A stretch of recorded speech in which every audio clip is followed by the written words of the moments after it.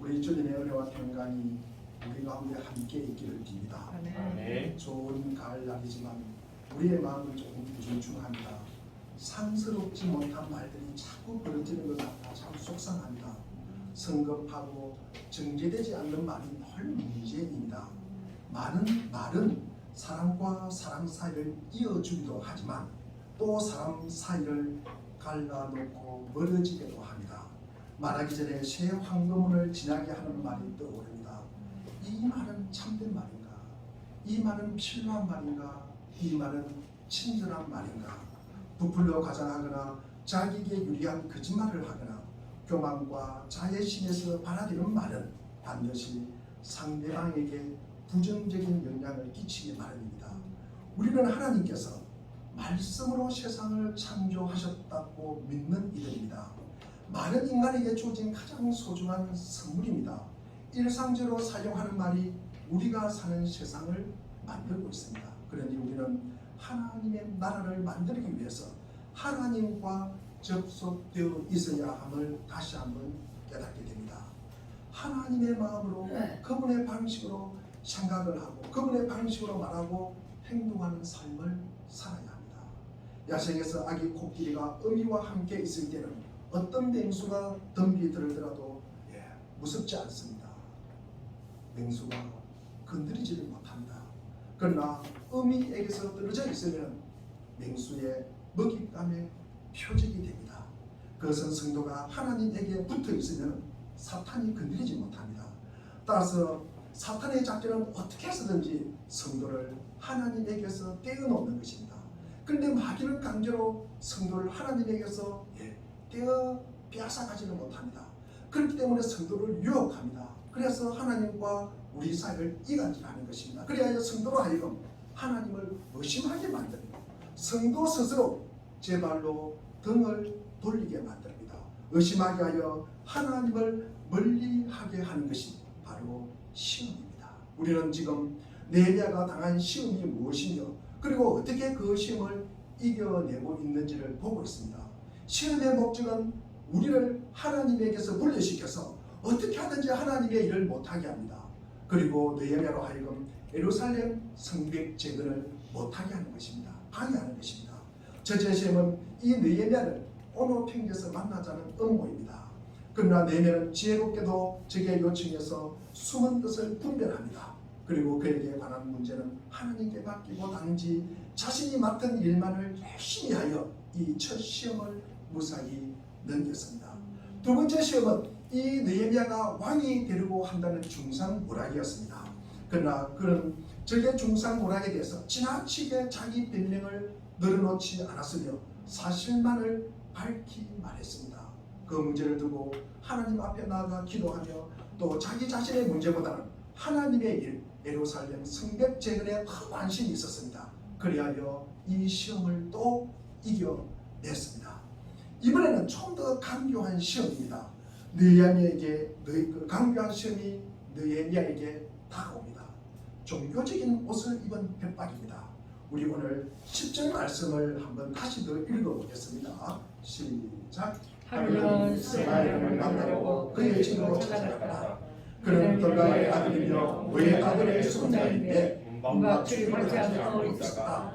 그가 나에게 말하였다. 하나님의 성도를 갑시다. 성소와 한 곳에 가서 성소 주님을 가르치다. 자기들이 그들을 죽이러 올 것입니다. 그들이 막아와서 반드시 그들을 죽일 것입니다. 사바나가 도비하는 선지자 스바에게 거짓 예언을 하게 합니다. 느헤미야여, 당신이 오늘 밤 공격을 당할지도 모릅니다.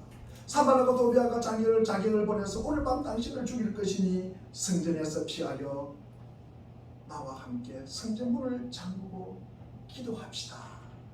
얼마나 그럴듯해 보입니까? 얼마나 이 느헤미야를 아끼고 사랑하고 배려하는 것처럼 보입니까? 그것도 제사장이 함께 기도하자입니다. 제사장인 선지자가 죽음을 예고하면서 성전에서 기도하자는데 느헤미야가 거절할 이유가 있습니까? 의심할 이유가 없습니다. 실제로 산발락과 도비아가 자객을 보내서 이 느헤미야를 죽일 가능성도 그 분위기상으로 충분히 있었습니다. 성전에 대해 잘 아는 선지자가 내놓은 제안이니 참으로 믿을만 하지 않습니까? 그러나 느헤미야는 하나님의 말씀에 참 정통한 사람입니다. 우리가 민수기 1장 51절을 보면은 성막을 옮길 때마다 레위 사람들이 그것을 거두어야 하고, 그리고 성막을 칠 때도 레위 사람만이 그것을 세워야 한다. 다른 사람들이 거기에 그 성소, 지성소에 다가갔다가는 죽을 것이다. 민수기 3장 10절에도 다른 사람이 성소에 가까이 다가가들은 죽을 것이다. 민수기 18장 7절에도 다른 사람이 성소에 접근하면 죽임을 당할 것이다. 성경에 성소에는 제사장만이 들어갈 수 있고 그 외에 가까이 하는 사람은 죽임을 당한다고 기록되어 있습니다. 느헤미야가 성전의 법을 피했다면 율법을 어긴 것으로 죽임을 당할 것이다. 하나님과 깊이 교제하고 말씀을 잘 알았던 이 느헤미야는 아무리 위험해도 율법을 어길 수 없었으므로 스마엘에게 이렇게 답을 합니다. 우리가 11절에 보니까 나는 대답한다. 나 같은 사람들은 도망이라 다니라 말이니까 나 같은 사람이 성소에 들어갔다면 절대로 살아나올 수가 없습니다. 나는 그렇게는 못합니다. 우리 12절 한번 읽어보겠습니다. 시작. 나는 그때 그가 하나님이 보내신 여자가 아니라는 것을 알았다. 그는 도비아와 산발에게 내세되어 나를 뵙는 예언을 하였다. 하나님께서 보내신 선지자라면은 율법을 어기면서 예언을 절대로 하지 않습니다. 그죠? 하나님이 율법을 모르겠습니까? 율법을 어기면서 우리가 예언을 하고 있다. 이것은 산발락과 도비아에게 매수되어서 거짓 예언을 갖다가 하고 있다는 증거입니다. 그래서 13절에 보니까 그들이 스마엘을 매수한 것을 나에게 겁을 주어 성소를 범하는 죄를 짓게 하여서 나의 명예를 떨어뜨리고 나를 헐뜯으려는 속죄인이었다. 그는 스마엘과 적들에게 뇌물을 받고 이런 가짜 예언을 하고 있다는 것을 알았습니다. 그러면 왜 우리는 가짜 예언에 잘 속아 넘어갈까? 사실은 우리 느헤미야는 믿음이 좋고 성경을 잘하니까 잘 속아 넘어가지 않지만도 보통은 우리 이 가짜 예언에 잘 속아 넘어갑니다. 사탄의 시험은요, 시대를 막론하고 그리고 누구를 막론하고 장소를 가리지 않고 우는 사자처럼 먹잇감을 찾고 있습니다. 가장 대표적인 시험은 예수님께서 당하신 시험을 보면 우리도 아마 이런 시험을 당할 수 있을 것이다. 우리 마태복음 4장과 누가복음 4장에 나오는 시험입니다. 사탄은 수단과 방법을 가리지 않습니다. 어떻게 하든 하나님을 의심하게 만들어서 하나님을 떠나게 하는 것입니다. 그리고 하나님의 일을 방해하는 것입니다. 우선 예수님께서 당하신 첫 번째 시험이 무엇입니까? 돌로 떡을 만들라는 시험입니다. 우리가 누가복음 4장 4절에 보면은 성경에 기록하기를 사람은 빵만 먹고 사는 것이 아니다라고 하였다. 이 말씀은 구약성경 신명기 8장 3절 말씀을 인용한 것입니다. 주님께서 당신들을 낮추시고 굶기시다가 당신들도 알지 못하는, 당신들의 조상들도 알지 못하는 만나를 먹이셨는데 이것은 사람이 먹는 것으로만 사는 것이 아니라 주님의 입에서 나오는 모든 말씀으로 산다는 것을 당신들에게 알려주시려는 것이었습니다. 이 말씀으로 예수님은 사탄의 유혹을 물리치십니다. 사람이 떡으로만 살 것이 아니라는 이 말씀이 무슨 의미가 있을까? 이스라엘 백성들이 광야를 통과합니다. 먹을 것이 없습니다. 그래서 거의 배고파 죽게 되었습니다. 그런데 하늘에서 내리는 이 만나를 통해서, 즉 하나님의 능력으로 이 이스라엘 백성들이 살게 됩니다. 이 과정을 통해서 그들은 사람이 떡으로만 사는 것이 아님을 알게 되었다는 것입니다. 예수님의 대답은 인생이 결코 물질에 달려있는 것이 아니라 하나님의 말씀에 달려있다는 것입니다. 그러니까 사탄은 우리가 이 우리의 구체적인 현실에서 고아처럼 너희들은 스스로 먹을 것 걱정해야 돼. 누가 먹을 것 갖다 줘? 교회 간다고 먹을 것 줘? 그러면서 입을 것, 마실 것 걱정하고 자신의 몸을 스스로 돌보라고 합니다. 주님의 대답은 떡이 필요 없다든지 돈이 필요 없다는 말이 아닙니다. 결국 내 생명을 위해서는 떡보다는 하나님의 말씀이 우선한다는 것입니다. 삶의 우선순위를 우리에게 말씀하고 있습니다. 두 번째, 예수님께서 당하신 시험은 왕이신 하나님의 권세와 영광을 의심하게 하는 것입니다.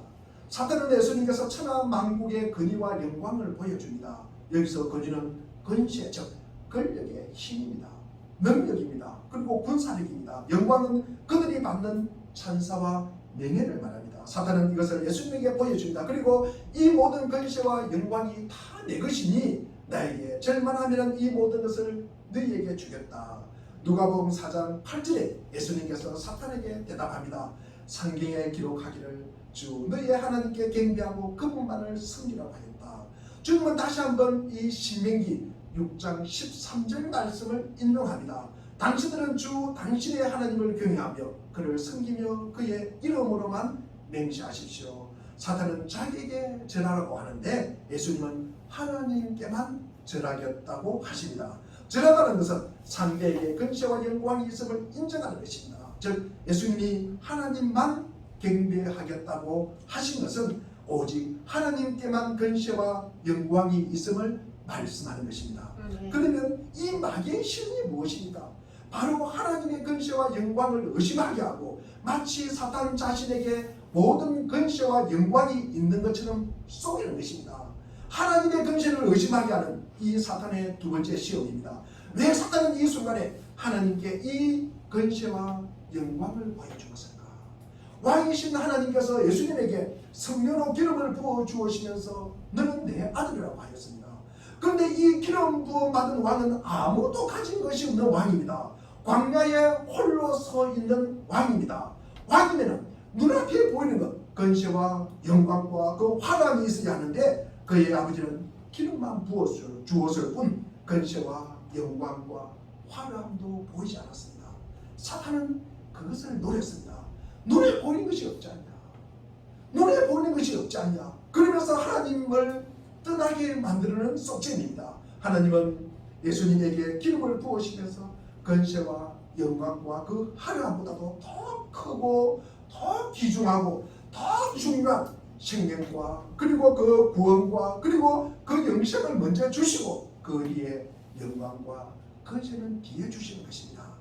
세 번째로 예수님께서 당하신 시험은 하나님의 신실하시고 선하심을 의심하는 것입니다. 우리 누가복음 4장 9절에 보니까 사탄은 예수님을 성전 꼭대기로 데리고 가서 너가 하나님의 아들이라면 뛰어내리라. 그러면 천사가 받아줄 것이라고 합니다. 이 시험에 대해서 주님은 주 너의 하나님을 시험하지 말아라. 이번에도 신명기 6장 16절 말씀을 인용합니다. 너희가 마사에서 시험한 것과 같이 너희의 하나님을 시험하지 말고 출애굽기 우리 17장 7절에 더 그 상황을 상세하게 기록하고 있습니다. 우리 출애굽기 17장 7절 말씀을 우리 같이 한번 읽어보겠습니다. 시작. 이스라엘 자손이 거기에서 주님께 내리는 가운데서 사람들이 그곳 이름을 우리나라고 하고 또 거기에서 주님께서 우리 가운데 계시는가 안 계시는가 하면서 주님을 시험하였다고 해서 그곳 이름을 마사라고 한다. 출애굽 중에 이 광야의 무리업자 이스라엘 백성들은 하나님이 계신다면서 이럴 수가 있을까? 하나님이 성도를 사랑하신다면서 물도 안 주고 배고파 죽게 하고 목이 말라 죽게 할 수 있을까? 하나님이 광야에서 내 백성이 목말라 죽도록 내버려 둔단 말인가 하면서 모세에게 하나님에 대한 원망을 쏟아냅니다. 이것이 하나님을 멀리하는 것입니다. 결국 하나님을 시험한다는 것은 그분을 신뢰하지 못하고 끊임없이 의심하게 만들고 그리고 확인하게 하는 것입니다.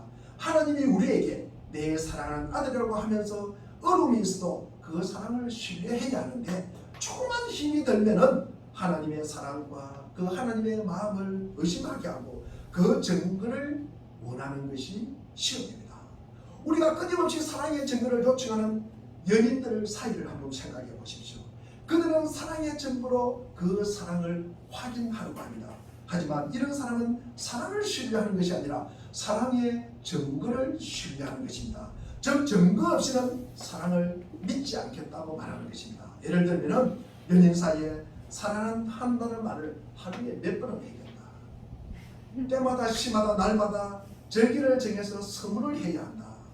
전화를 하루에 몇 번을 얘기한다. 사랑하는 증거들을 보여주어야 사랑을 인정하겠다는 것입니다. 그것은 진정한 사랑이 아니라 사랑의 증거를 갖다가 신뢰하는 것입니다.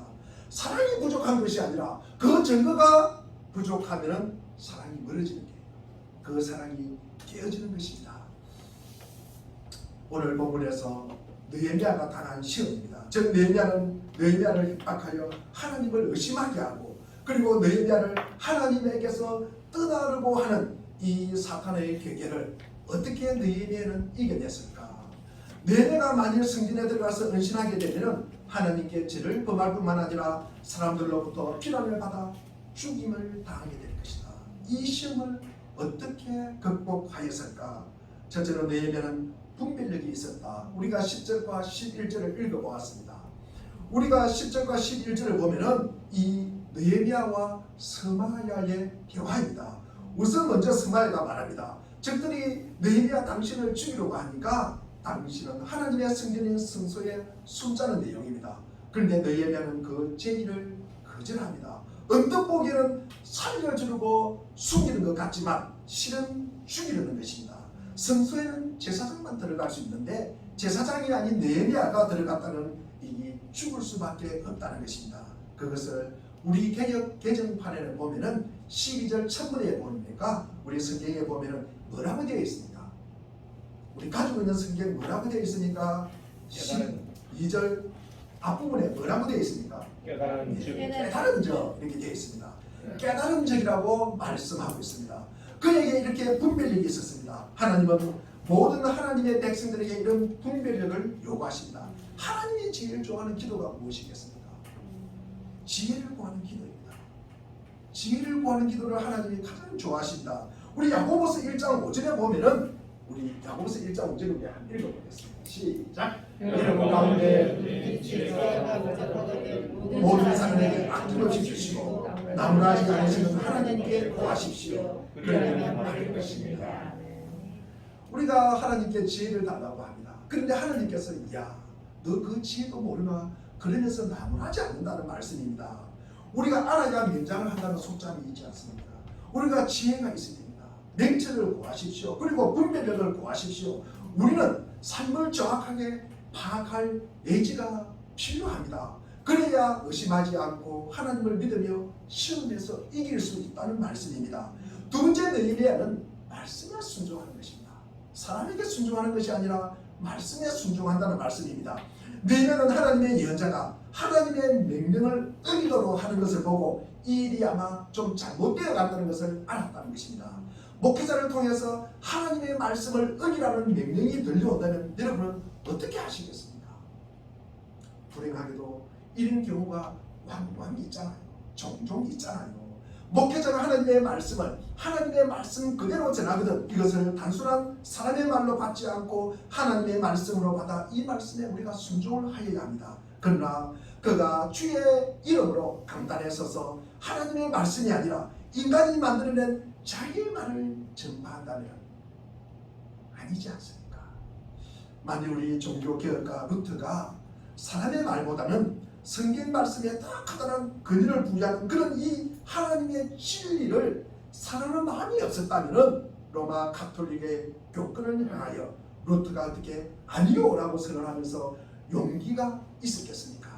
하나님은 사람을 통해서 말씀을 하십니다. 그러나 그 사람들은 자주 잘못될 수 있다는 사실을 우리가 생각하고 사람에게서 우리를 진리를 구하기보다는 성경 말씀에서 진리를 구하고 그 말씀에 순종하십시오. 그 말씀에서 내 중심을 세워가시고 그 말씀에서 삶의 표준을 정하시고 그 말씀에서 행동의 지표를 구하십시오. 그 말씀에서 삶의 모범을 보이시고 그 말씀의 삶의 결단을 구하시고 그 말씀을 따라 움직이는 사람이 되십시오. 종교의 이름으로 거짓이 난무할 때 그리고 종교의 가면을 쓰는 사람들을 통해서 거짓된 것이 나를 유혹할 때 나는 이것들 앞에 서서 강력하게 아니오라고 선언하며 하나님의 말씀으로 돌아와 이 말씀에 순종하지 않으십니까? 느헤미야는 주님의 말씀에 순종했기 때문에 세 번째 시험도 무사히 통과할 수가 있었습니다. 세 번째 느헤미야는 이 문제를 두고 기도합니다. 우리 오늘 본문 14절 말씀을 우리가 한번 읽어보겠습니다. 시작. 나의 하나님 도리아와 산발라시 하늘을 잊지 마시오. 예언자 너라며 그렇게 나에게 덕을 추구하려 한 예언자들이 나에게 한 일을 잊지 마십시오. 그는 지금 무엇을 하고 있습니까? 우리가 느헤미야서 곳곳에 보면은 굉장히 느헤미야가 어려움을 당합니다. 뭐 중상문화를 당하기도 하고 협박을 당하기도 합니다. 그런데 그 어려움에서 이 어려움이 있을 때 이 보여지는 느헤미야의 이미지가 무엇입니까? 우리가 느헤미야 지금 설교를 많이 몇 주를 들었습니다. 우리 느헤미야에게 생각나는 단어가 무엇이 있습니까? 느헤미야는 얼마나 철저하게 기도하는 사람입니까? 문제가 있으면 기도하는 사람이 느헤미야였습니다. 느헤미야는 인간이므로 마음이 많이 아파했을 것입니다. 오해도 당하고요, 협박도 당하고요, 괴로움도 당했으면서도 느헤미야의 마음은 얼마나 괴로웠겠습니까? 그러나 그는 그 예언자를 몰아내려고 하지 않았습니다. 그를 저주하지 않습니다. 느헤미야는 다시 그 문제를 가지고 문제 해결자인 하나님 앞에 나옵니다. 그리고 기도하기 시작합니다.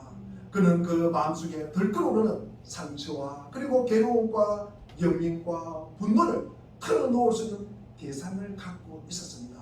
그 대상이 바로 누구십니까? 하나님이십니다. 그래서 하나님 앞에 기도하는 것입니다. 그는 언제나 주님 앞에 나와서 자기의 마음에 엉그러진 그 모든 아픔과 상처와 분노들을 다 털어놓았습니다. 여러분은 하나님 앞에 그렇게 마음을 쏟아 놓으십니까? 이 아픔을 쏟아놓지 않으면 마음이 병이 됩니다. 일주일에 아마 한 번 정도는 이 마음을 쏟아 놓으셔야 합니다. 네 번째로 느헤미야는 자신이 해야 할 일을 계속합니다. 우리 15절에 보면은 성벽공사는 50일 만인 엘루월은 6월입니다. 6월 25일에 끝났다.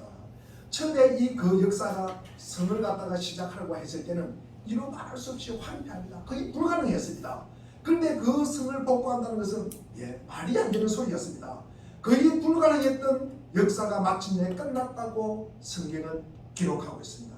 느헤미야는 세 가지 시험을 거치는 동안에 하나님의 일을 놓치지 않았다는 것입니다.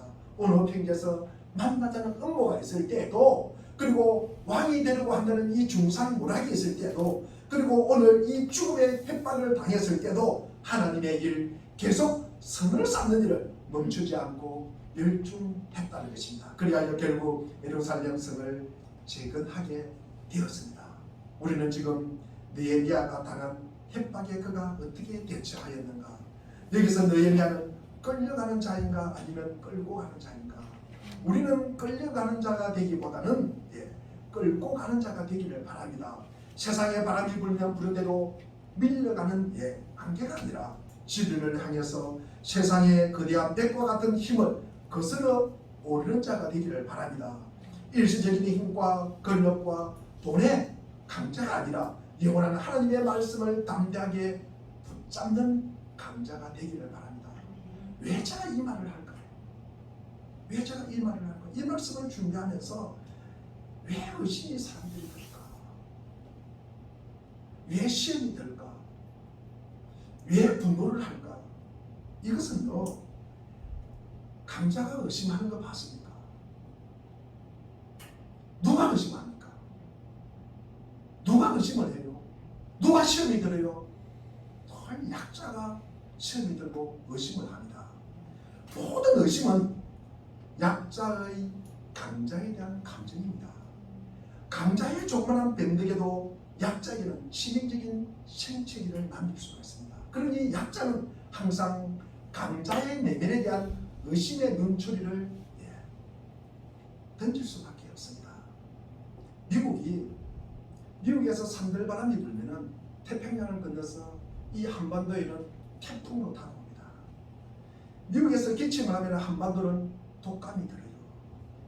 미국에서 베이비 스텝을 하면은 금리 인상을 하면은 빅 스텝을 거치고 자이언트 스텝을 거치고 울트라 스텝으로 나아가는 것입니다.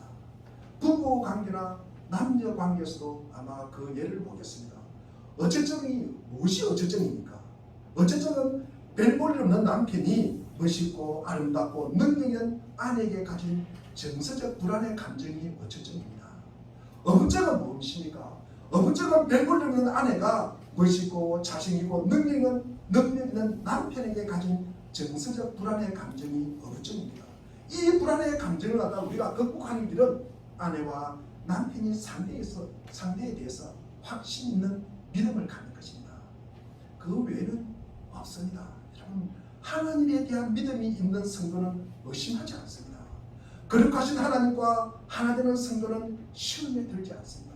전능하신 하나님 안에 들어가 있기 때문입니다. 확신은 우리가 의심의 원인이 제거되고 생기는 기쁨입니다. 우리가 그리스도인으로서 하나님께서 혹시 나를 버리시면서 나갈까? 구원은 있는가? 하나님은 실제로 살아계시는가? 우리가 그런 의심의 부름이 끼면은 우리가 기쁨은 사라집니다. 하나님과는 멀어지게 되는 것입니다. 우리가 다니엘서 7장에서 말한 것과 같이 이 애적부터 항상 계시니 그분이 누구세요? 예수님이시잖아요. 애적부터 항상 계시니 그분이 예수 그리스도이십니다. 어제도 나와 함께 하셨고 오늘도 나와 함께 하시고 내일도 나와 함께 하시는 그분이 애적부터 항상 계십니다. 그분이 진정으로 나를 건져 주실 분입니다. 우리가 그분을 갖다가 의심한다는 것은 이런 의심의 자체가 약자라는 증거입니다. 이 약자가 강자가 되는 것은 그 강자와 함께하는 것입니다. 그 의심이 사라지는 것은 그분과 함께하는 거예요. 그분과 하나 되는 것입니다. 예수님은 이 사탄의 유혹을 이기시고 하나님이 부르신 이 부름의 길을 갔습니다. 예수님은 기록된 말씀대로 사셨고 그 결과 십자가의 길을 가셨습니다. 고난의 길이었지만 예수님은 하나님께서 계시다는 것을 확실히 믿었기 때문입니다. 그래서 예수님은 진정한 근세와 영광을 얻었습니다. 성도의 삶도 이와 같아야 합니다. 사탄에게 굴복해야만 성공하고 하나님께 굴복하면 실패한다는 세상의 소리는 거짓말입니다. 그것은 눈에 보이는 잠깐 현상만 보고 하는 말입니다. 결말은 전혀 그렇지 않습니다.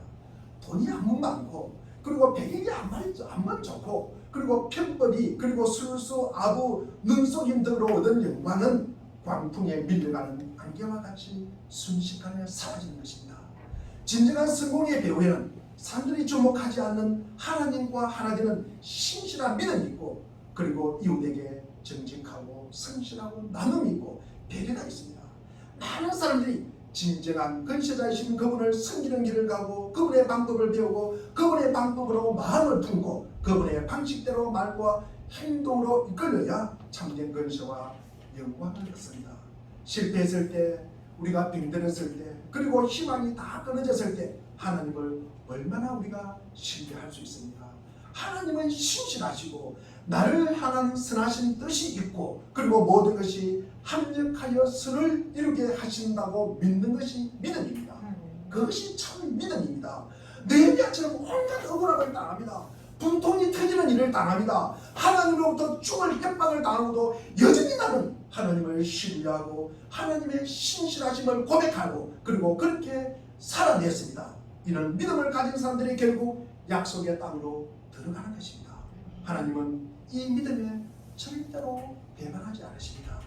죽기까지 하나님에 대한 신뢰를 저버리지 않는 예수님을 하나님께서 외면하지 않으신 것처럼 오늘도 하나님은 자신을 절대적으로 신뢰하는 성도를 절대로 외면하지 않으십니다. 아멘. 하나님을 시험하는 도구, 나를 나타내고 나를 입증하는 도구로 신앙생활 하지 마십시오. 나를 배타적 차별로 자신의 정체성을 확인하지 마십시오.